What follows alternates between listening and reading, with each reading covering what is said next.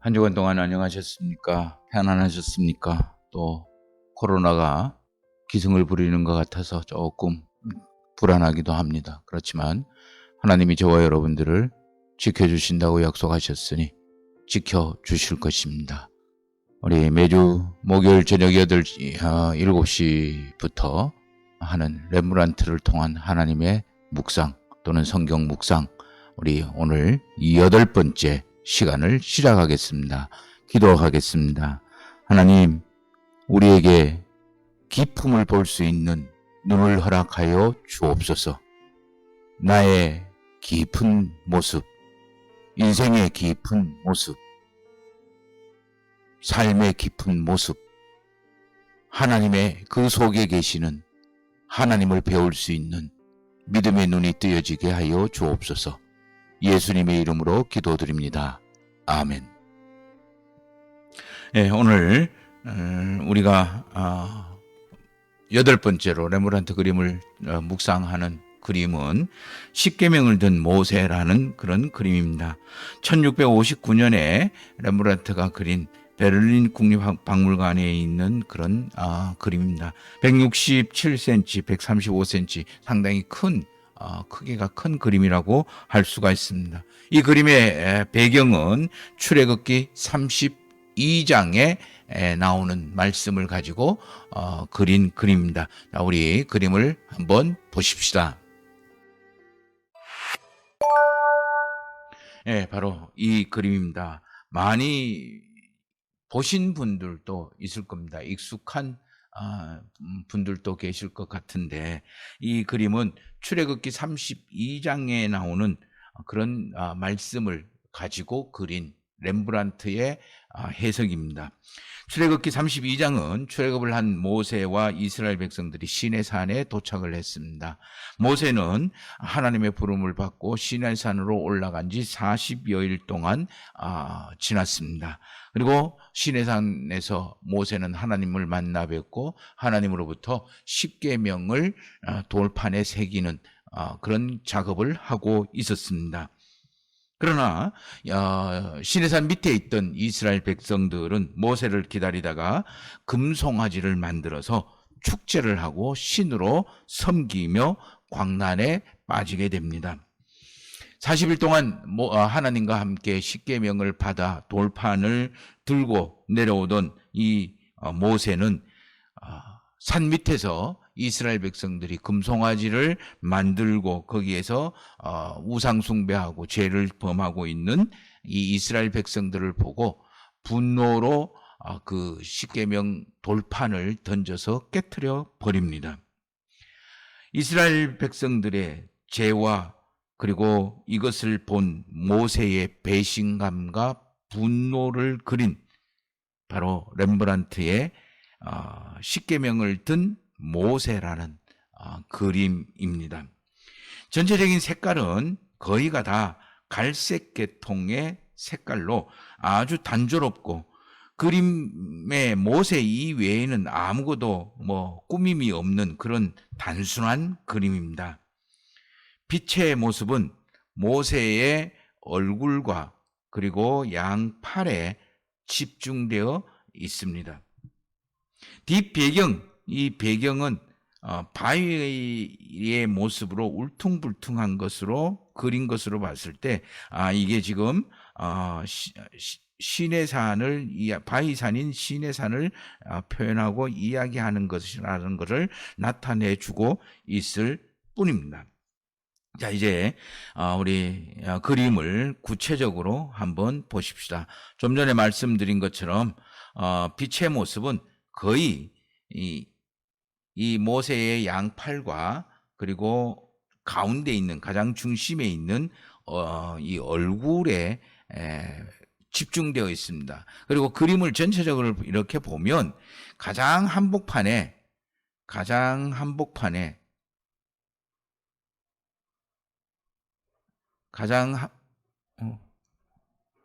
가장 한복판에 모세의 얼굴이 집중되어 있는 거죠. 자, 그러면 지금 이 그림을 통해서 렘브란트가 이야기하고 싶은 거는 바로 모세의 얼굴에 다 있다라고 표현되어 있다라고 해도 과언이 아닙니다. 모세의 얼굴을 보기 전에 우리 먼저 우리 치켜들어진 이 양손을 한번 보십시다. 빛이 여기에 손에 집중되어 있습니다. 천신만고 끝에 여기까지 왔는데 정말 어렵고 힘들게 여기까지 왔는데 광야에서 불평과 원망의 소리를 비난의 손가락질을 다 들으면서 여기까지 왔는데 그 모세의 속마음도 알아주지 아니하고 수고도 알아주지 아니하고 그저 자기 할 것만 하는 이 이스라엘 백성들, 자기 필요한 것만 만들어내는 이스라엘 백성들, 그리고 하나님과 멀리 떨어져 자기 스스로 금송아지를 만들고 섬기는 이스라엘 백성들을 보고 아마 분노의 감정이 치솟아 올라오는 그런 모습일 겁니다. 그 손 한가운데 이 십계명 돌판 2개가 들려져 있습니다. 우리는 분노의 감정이 최고조로 당할 때 우리의 손이 위로 올라가는 거죠. 그래서 화가 머리까지 치밀어 오를 때 손을 들어서 사람들은 폭력을 행사하기 시작하는 겁니다. 그래서 치켜든 이 두 손은 분노를 표현하고 있는 렘브란트의 이야기를 보고 있는 겁니다.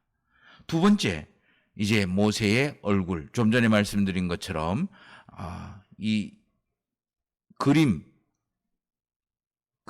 그림의 한가운데 모세의 있는 얼굴입니다. 모세의 얼굴을 조금 확대를 하겠습니다.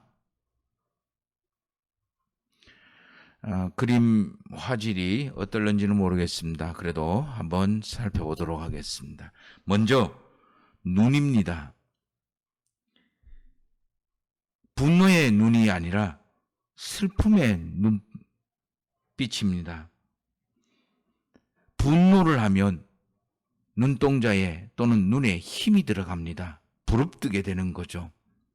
그렇지만 지금 이 모세의 눈은 분노의 눈이 아니라 슬픔의 눈인 거죠. 이 입술의 모습을 보십시다. 굳게 다물었습니다. 할 말이 없는 것일까? 아니면 말을 아끼는 것일까? 저는 기가 차서 말을 할 수가 없다라는 것과 말해서 뭐 하겠냐라는 그런 아끼는 두 가지의 내용을 동시에 갖고 있다라고 여겨집니다. 미간을 한번 보십시다. 미간은 잔뜩 찌푸린 모습입니다. 그래서 미간이 주름이 잡혀 있습니다. 전체적인 얼굴을 한번 보시기를 바랍니다. 모세의 전체 얼굴을 보면 슬픈 얼굴이죠. 분노를 다스려서 분노 넘어서서 이제는 슬프고 가슴이 아려오고 불쌍한 듯 연민의 눈길 그리고 서글픔과 슬퍼하는 그런 느낌을 주는 얼굴의 모습이죠. 렘브란트가 이야기하고 있는 출애굽기 32장의 핵심은 바로 이 모세의 얼굴에 있는 거예요. 그래서 저는 십계명을 지켜든 모세다라고 십계명을 든 모세라고 렘브란트가 그림 제목을 붙였지만 저는 울고 있는 모세라는 제목을 붙이고 싶을 정도입니다. 이 분노, 양팔에 있는 분노라는 감정이 얼굴 속에 내면화가 되고, 이 얼굴은 바로 슬픔과 그리고 애통함과 그리고 긍휼과 그리고 자비의 모습을 하고 있는 거예요. 분노와 자비, 긍휼, 애통, 그 모든 것에 균형을 완벽하게 갖고 있는 그런 그림입니다. 저는 이것을 절제와 인내가 합쳐져서 온유함으로 표현을 하고 싶은 겁니다. 눈앞에 보이는 배신감이 분노로, 이 분노가 절제되고 그리고 인내하여서 온유함으로, 이 온유함의 마음이 백성들을 바라보는 슬픔의 마음, 애통하는 마음, 긍휼의 마음, 자비의 마음을 만들어 내고, 이것을 렘브란트는 십계명을 든 모세의 얼굴을 통해서 우리에게 이야기하고 있는 거죠. 어쩌면 우리에게 너의 눈에 보이고 양손으로 느껴지는 그런 배신감, 그래서 너 마음대로 생각되어지는 그런 생각들을 절제하고 인내하여 온유함으로 바꾸고, 그 온유함이 상대방을 향하여 애통함과 자비로 승화되어지는 것, 이 과정 전체가 바로 신앙생활이 아닐까, 그렇게 렘브란트는 이야기하고 있는 거예요. 그래서 사도 바울은 이 분노하는 본능적인 마음의 들끓음을 죽이라고 이야기를 하는 거예요. 대신 내 안에 예수 그리스도가 산다라고 표현을 하는 겁니다. 그렇습니다. 이 모세의 치켜든 손의 분노와 그것을 승화하고 그것을 온유함으로 만들어서 슬픔과 애통과 자비의 모습으로 드러낼 수 있는 것, 그게 바로 하나님의 마음이고 예수 그리스도의 마음이다라는 거예요.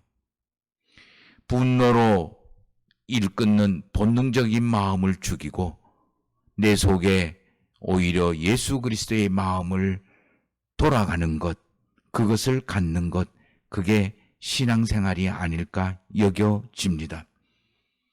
결국 성경을 보면 모세는 이 상황을 다 수습한 후에 이스라엘 백성들을 위하여 하나님 앞에 나와서 자기 자신의 생명을 담보로 하고 용서를 중보하게 됩니다. 그래서 하나님의 용서를 얻게 되는 거죠. 그래서 모세는 온유함이 그 어떤 사람보다 크다고 하는지 모르겠습니다. 이 모세의 얼굴에서 하나님의 마음, 그리스도의 마음을 읽게 되는 거고, 이리저리 분노하게 하면서 살아갈 수 있는, 분노하면서 살아가야 되는 세상살이입니다.